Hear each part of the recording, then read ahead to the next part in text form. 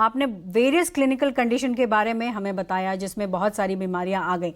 अब समझना ये है कि डॉक्टर, जब इस तरीके की परिस्थिति इस वक्त उत्तर भारत में जिसपे हमारा कोई कंट्रोल नहीं है, कई बार स्वस्थ व्यक्ति भी जिसको कोई अंडरलाइंग डिजीज नहीं है वो भी इसका शिकार हो जाते हैं, उसका कारण क्या है?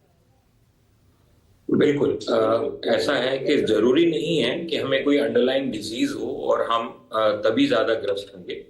हम अगर हेल्दी भी हैं तब भी हम एक्सपोज्ड हैं, जैसे मैंने बताया कि इन्फेक्शन से लेके और बीमारियों के लिए।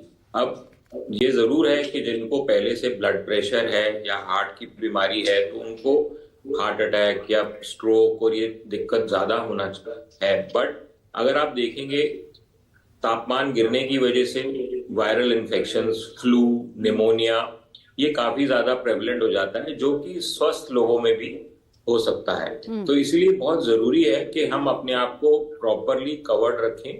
तो जैसे मेरे पैनलिस्ट साथ में सबने बताया है कि प्रिकॉशंस प्रॉपर लिए जाएं और hydration level plus hygiene plus covering yourself properly, ये बहुत जरूरी है। इवन आप हेल्दी हैं तब भी, क्योंकि ऐसा नहीं है कि आप हेल्दी हैं तो आपको ये दिक्कत नहीं हो सकती। बट ये है जरूर, जिनको पहले से बीमारियां हैं उनको रिस्क ज्यादा है और कॉम्प्लिकेशन ज्यादा होने के चांसेस होते हैं।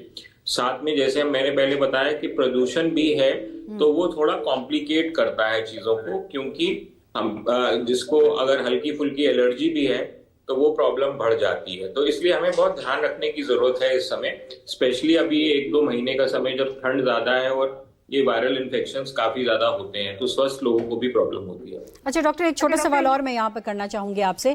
चूंकि आपने कहा कि स्वस्थ लोगों को भी ऐसा हो सकता है, लेकिन हमने कई बार देखा है कि बहुत सारे लोग ये शिकायत करते हैं कि बहुत ज़्यादा ठंड लग रही है, और कुछ लोगों कहते हैं कि नहीं हमें उतनी ठंड नहीं लग रही है, लेकिन वेदर कंडीशन वही रहता है, लेकिन दो लोग दो बातें कर रहे होते हैं। ये क्या कंडीशन है?